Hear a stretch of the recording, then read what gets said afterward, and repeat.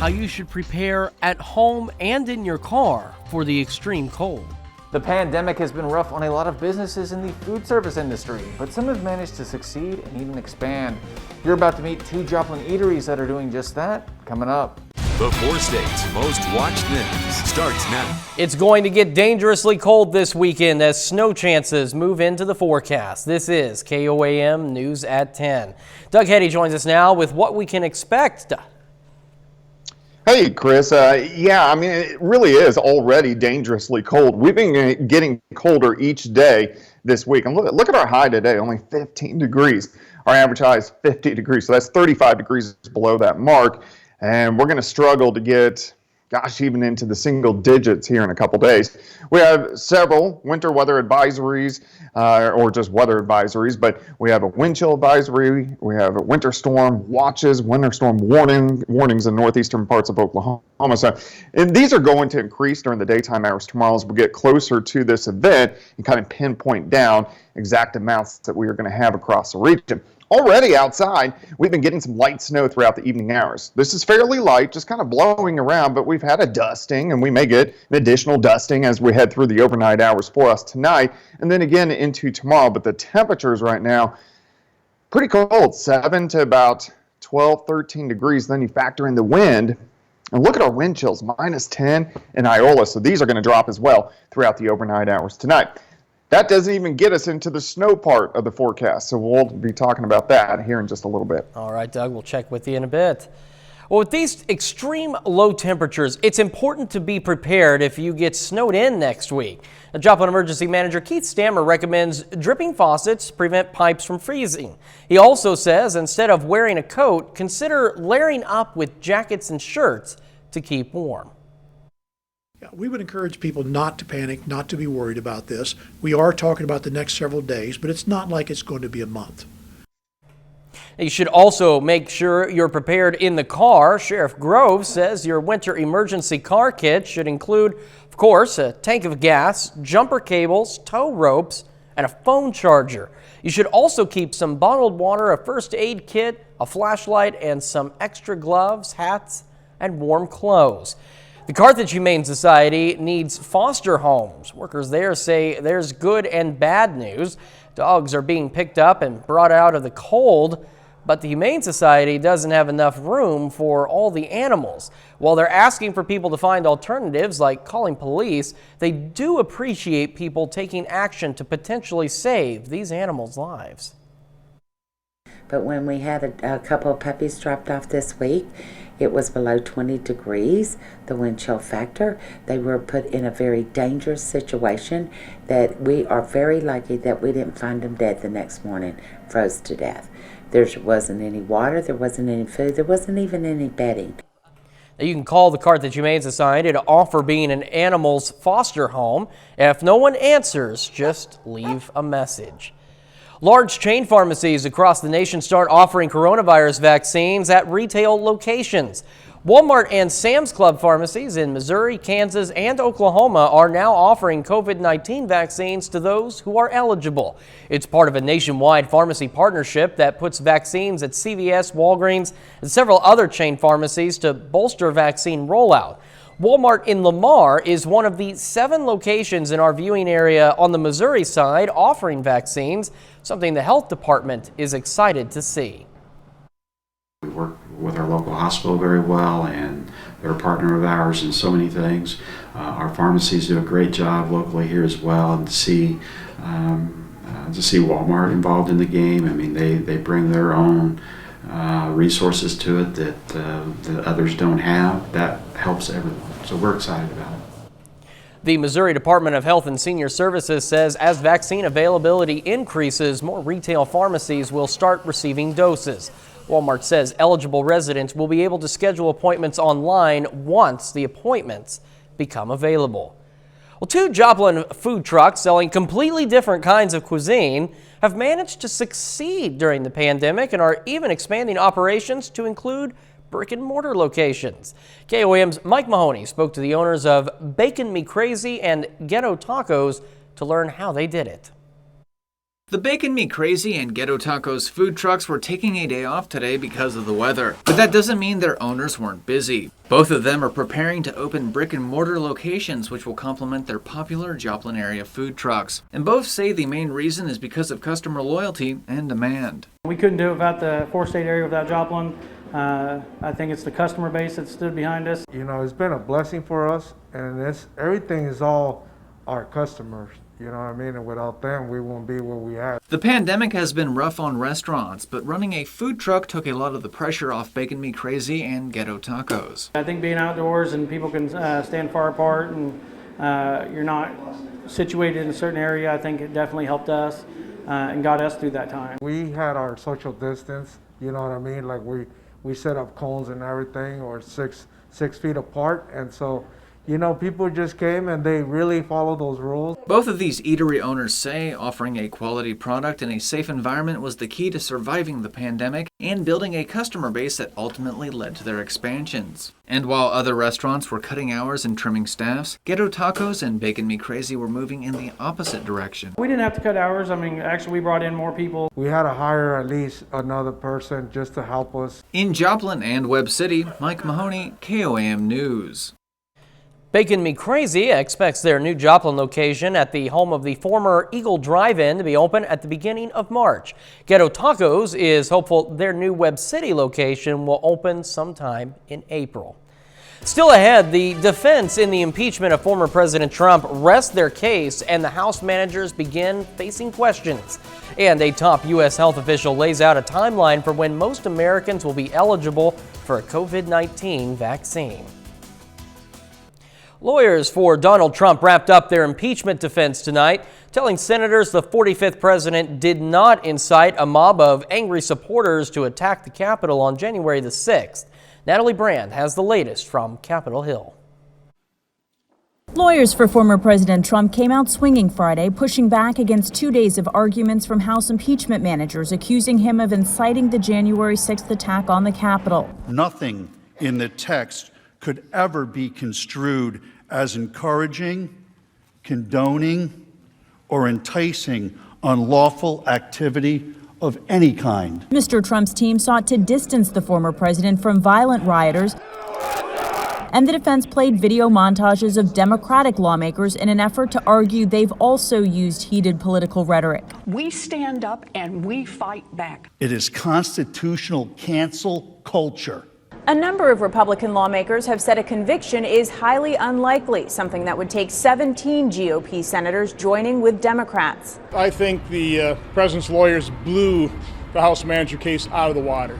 But some Republicans still have questions about the timeline of the riot. So the president knew that people had invaded, they were approaching the Senate chamber, and the Secret Service felt like the vice president was in danger.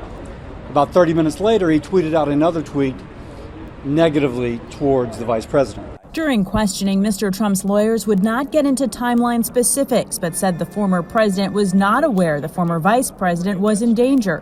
However, CBS News has reported a senator told Mr. Trump by phone Mike Pence had been evacuated from the Senate floor. Mr. Trump's lawyers added that what the former president did during the riot was not relevant to the charge of inciting an insurrection. At the end of the questioning phase of the trial, the Senate awarded the Congressional Gold Medal to U.S. Capitol Police Officer Eugene Goodman, who helped keep a crowd of attackers out of the Senate chamber during the riots. The impeachment trial is expected to wrap up tomorrow with a final roll call vote. The CDC says it's giving schools a new roadmap for how to reopen safely. The agency released new guidelines for school reopenings today, which focus on 5 key strategies. They include the universal and correct usage of masks, along with physical distancing, hand washing, and cleaning and ventilation in school buildings. The guidelines also include contact tracing, isolation, and quarantining. Vaccinations and testing are only described as additional layers of COVID prevention in schools. The CDC says despite the guidelines, schools are not required to reopen. Instead, they only meant it as a blueprint for how to do that safely, regardless of local infection levels. There's a new timeline on when most Americans can expect to be eligible for a coronavirus vaccination, set by a top U.S. health official. Mandy Gaither has more in today's Health Minute. As more coronavirus vaccinations roll out and into the arms of eligible Americans, Dr. Anthony Fauci is putting together a timeline on when the rest of the U.S. could potentially get the shot.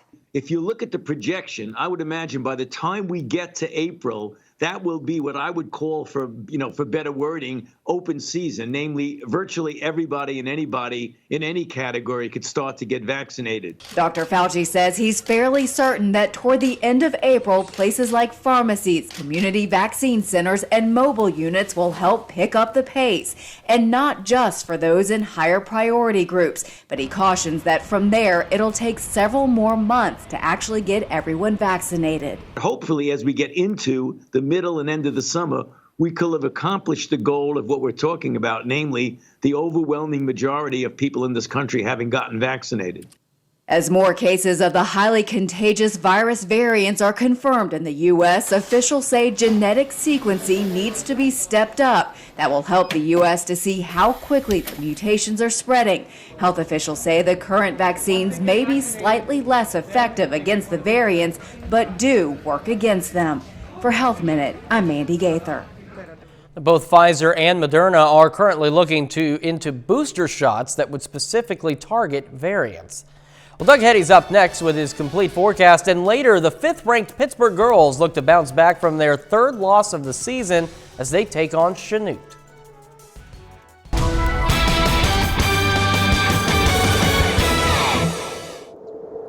Well, of course, we've had a very cold week across the region. We've had many bouts of snow all winter long. This is about, our 10th or 11th snow that we are going to get. We just haven't had a big one. And I kind of consider small systems about an inch or two, and then 1 to 3, and then 3 to 6 kind of a mid-sized system. So we're kind of dealing with a mid-sized system, but we're going to have so much Arctic air. So if you want, you can get out your cell phone right now. You can see the QR code. This is for our Skywatch weather app, and it gives you tons of great information, and it gives you updated videos, conditions, and it's geolocated for your exact location. All you got to do is you just open up your camera and you put it right over the QR code, and it'll download the app for you. Maybe something you definitely want to think about, especially heading into this weekend and early next week.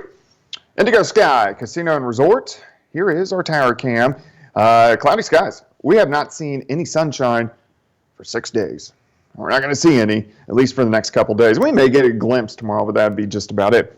Cold temperatures, upper single digits to lower teens. You factor in the wind, you get the wonderful wind chill, and you can see that it feels like it's -10 in Iola, 2 in Grove, -2 in Carthage. These are going to continue to go down for us tonight in that -5 to -10 range.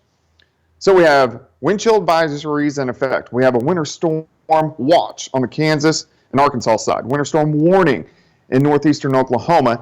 The Missouri side will get into some type of advisory or watch as we go into tomorrow, but that National Weather Service out of Springfield is kind of getting a little bit closer to the event.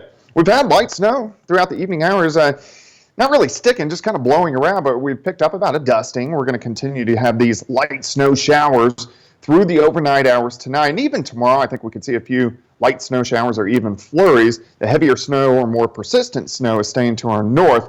Out to the west, you can see our next storm system forming. It's 2 waves, one across New Mexico, another one into the Pacific Northwest. They all kind of crunch in together. So let's go down the road through the daytime hours tomorrow. 3 waves of snow will affect us. The first one will move in late tomorrow night into Sunday morning. This will give us pretty persistent snow as we go through Sunday morning. May get a little bit of a lull as we head into Sunday afternoon. Round 2 rolls in Sunday night, and then should be out of here by midnight, 2 a.m. on Monday morning. Round 3, mainly affecting areas along and south of I-44, rolls in during the daytime hours on Monday. So let's get a little closer look and kind of break this down for you. Tonight, cold into the single digits. For us tomorrow, we just don't really warm up. Very similar to what we saw today. 11 by noon, high temp of 15, north wind 10 to 15, and random flurries and light snow showers kind of flying out there. Tomorrow night, clouds thicken. Here's 5 a.m. You can see light snow moving in, and we'll get this first round of light snow through the morning hours. We may pick up an inch, maybe an inch and a half, maybe isolated 2-inch amounts through Sunday morning. Light snow showers Sunday afternoon, And then we get another round as we head into Sunday night into early Monday morning. This round, we could pick up an inch, maybe an inch and a half, maybe 2 inches. Then a little bit of a break. Then as we go through Monday, here comes the next round. This one also could give us 1, maybe 2, maybe 3 inches. So we have to watch all 3 of these bands as they work in. Right now, I'm going to keep us in the 3 to 6 band for most of us, but I'm kind of leaning toward the higher end. Of course, we're going to evaluate this as we get closer to this storm system as we work into tomorrow. We have so much to talk about with the snow, you don't really get to talk about the cold, but this is dangerously cold over the next several days, so please be very careful. Make sure stay safe as possible, and also bring the pets inside as we go through about the next 4, 5, 6 days. You're definitely going to have to play it safe. I mean, by the time we get to 32 next week, that's going to feel like a heat wave. Yeah, it's going to feel great. It's going to feel like springtime. Doug, thank you so much. Well, coming up in sports, Frontenac's Ty Gates signs to play football at Pittsburgh State. We'll hear from him. Plus, the Pittsburgh girls aim to bounce back from last night's loss to Labette County. Jacob Leonard has those highlights next.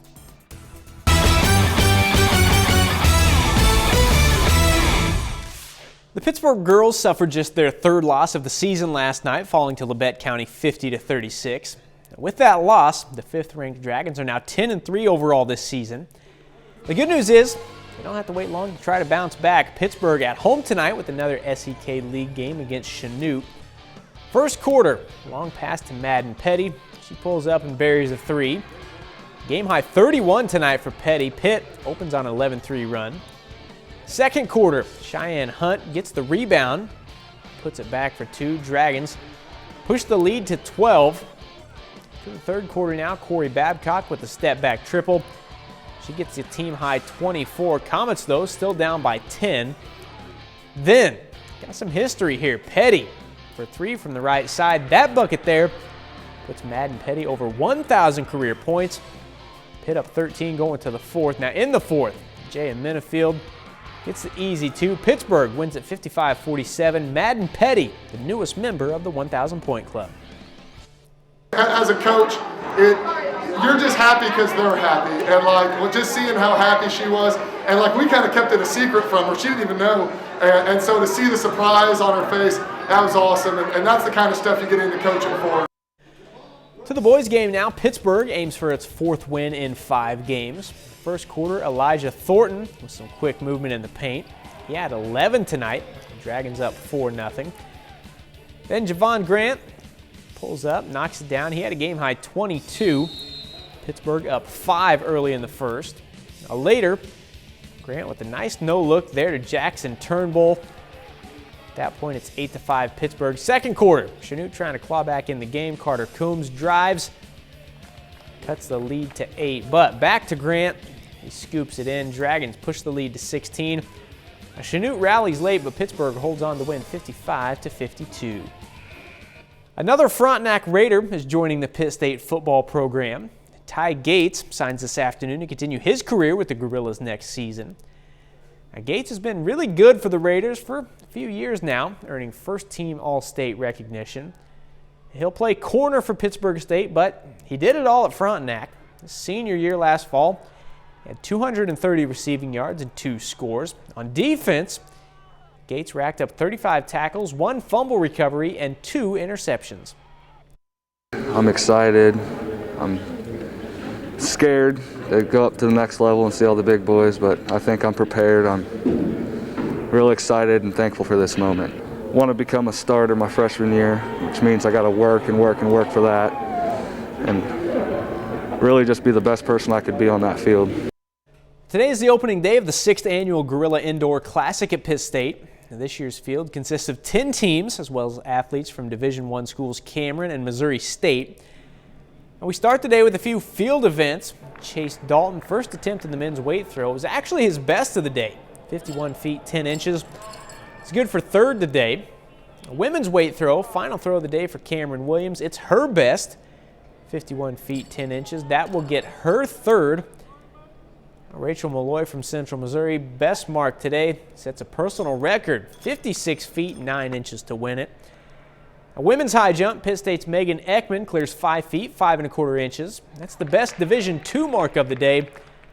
But Missouri State's Jessica Haney won it. Not only that, she clears 5 feet 10 inches, a new personal best for the Missouri State sophomore. I mean, I didn't think I was going to jump this high today. I mean, I've been expecting it, and I knew it was coming. I knew it was in me. I could feel it. But, you know, you never know when it's going to actually come out. So, yeah, I think my expectations have higher a little bit more, but not too much. Still trying to stay loose. That's a look at sports. We're back with more news after this. We take time now to honor a local veteran. Kevin Reeves served in the Navy from 1989 to 1995. His hometown, Nevada. And we are proud to recognize tonight's four-state hero, Kevin Reeves. With Valentine's Day just 2 days away, we're giving area couples a chance to show their love to the world. Now, over on our website, you can submit a picture of the cutest couple in your life. Now, that could be your relationship, your friends, parents, whoever. And we might feature them on a newscast, like Nathan and Kim. Nathan and Kim met during college and love dressing up for Halloween with their kids. Also, we have Mindy and Bo McCorkle. Now, Mindy and Bo met through a mutual friend and have bowling dates once a week. Remember, you can submit your picture on our website, and you see that link right down there, KOAMnewsnow.com. Doug Heddy, quick check of that forecast. All right, of course, it's going to be cold for us tonight as temperatures drop back into the single digits. It's only 15 tomorrow. Of course, we're watching for snow working in late tomorrow night and into Sunday. All right, Doug, thank you. Thank you for joining us. We'll see you here tomorrow night. Good night.